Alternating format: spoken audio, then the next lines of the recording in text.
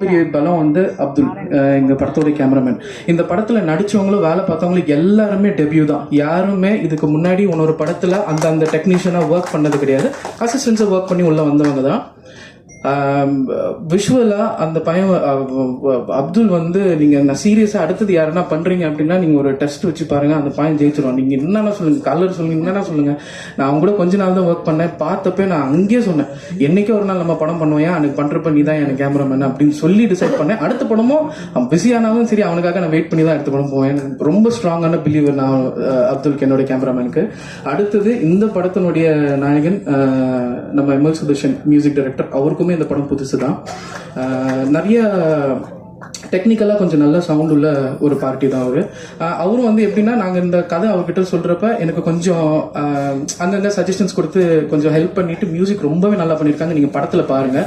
அடுத்தது வந்து ஆர்டிஸ்ட், என்னுடைய தம்பி, கூட பிறக்காத தம்பி மாதிரி என்னுடைய அரவிந்த். அவன் எனக்கு ரொம்ப பெட்டு. எங்க படத்துல இன்னொரு டைம் கிடைச்சிச்சுன்னா நிறைய சொல்லுவேன். ஆக்சுவலி அவனை நான் ஷூட்டிங் ஸ்பாட்ல தான் ஃபர்ஸ்ட் டைம் பாக்குறேன்னு. அடுத்தது என்னோட ஹீரோயின் சந்தியா, புவனேஸ்வரி, கேரக்டர் பேர் சந்தியா, அப்படியே வரும். எனக்கு அவ்வளோ நான் பாக்குறப்ப ஒர்க் பண்றப்ப ரொம்ப ஆத்மார்த்தமா அந்த கேரக்டருக்குள்ள பூந்து தான் எல்லாமே ஒர்க் பண்ணது. எல்லாமே யங்ஸ்டர்ஸ் இந்த படத்துல. அடுத்தது வந்து காளிதாஸ், எங்களுடைய இன்னொரு சப்போர்ட்டிங்கான ஆர்டிஸ்ட். அப்புறம் நித்யா. நித்யா வந்து 100% ஒரு ஃப்ரெண்ட்லியான ஆர்டிஸ்ட், டைரக்டருக்கு ஏற்ற ஒரு ஆர்டிஸ்ட். அந்த பொண்ணு ரொம்ப ஃப்ரெண்ட்லி, நல்லா ஒர்க் பண்ணுவா. நீங்க என்ன சொல்றீங்களோ அந்த ஒர்க்கை முடிச்சுட்டு தான் அடுத்த வேலைக்கு போவா. தூங்க மாட்டா. விடிய 2:30 கால் ஷீட் போனது, அதை விடிய பண்ணா. ஸோ அவளுக்கும் நான் நன்றியை தெரிவிச்சுக்கிறேன். அண்ணன் மிச்சது நான் யாருன்னா மறந்துருந்தேன்னா சாரி, நான் நர்வஸ்ல இருக்கிறேன். நம்ம தனியா பேசிருப்போம், என்ன கேட்டுங்க, நான் எல்லா டீட்டெயில்ஸும் சொல்றேன். எனக்கு இந்த வாய்ப்பு கொடுத்ததுக்கு ரொம்ப நன்றி. ப்ளீஸ் இந்த படத்துக்கு ஆதரிங்க.